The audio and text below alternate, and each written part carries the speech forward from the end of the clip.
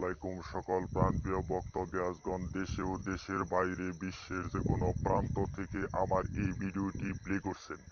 আশা করি সকলেই ভালো আছেন, সুস্থ আছেন এই সুন্দর করুণাময় মা বিবরা পৃথিবীর ভিতর থেকে।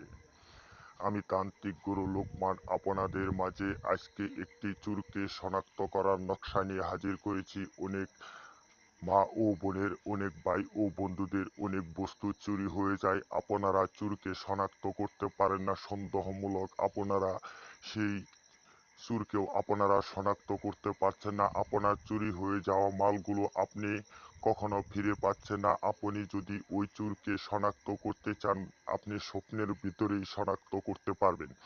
এই নকশাটি অতি ছোট নকশা। এই নকশাটির ভিতরে অল্প কয়েকটি অক্ষর আছে। এই অক্ষরটি দ্বারা আপনার চোরকে আপনি শনাক্ত করতে পারবেন স্বপ্নের ভিতরে।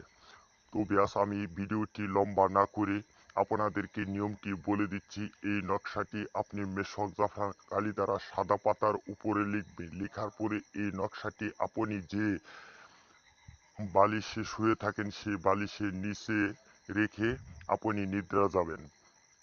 নিদ্রা যাওয়ার পর আমি আপনাদেরকে চ্যালেঞ্জ করে বলে দিলাম, স্বপ্নের ভিতরে ওই চোরকে আপনি শনাক্ত করতে পারবেন, স্বপ্নের ভিতরে ওই চোরকে আপনি ধরতে পারবেন। আর আপনার যে বস্তুগুলো, জিনিসগুলো হারিয়ে গেছে সেই জিনিসগুলো কোথায় আছে, কিভাবে আছে, আপনি স্বপ্নের ভিতরে সবকিছু দেখতে পারবেন।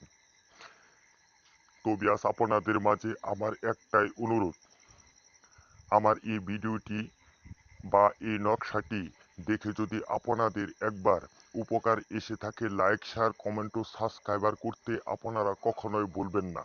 আর যে ভাই ও বোনেরা এই নকশাটি দ্বারা আপনারা প্রয়োগ না করতে পারবেন, আমার স্ক্রিনে দেওয়া নাম্বার আছে, নাম্বারের সাথে যোগাযোগ করবেন।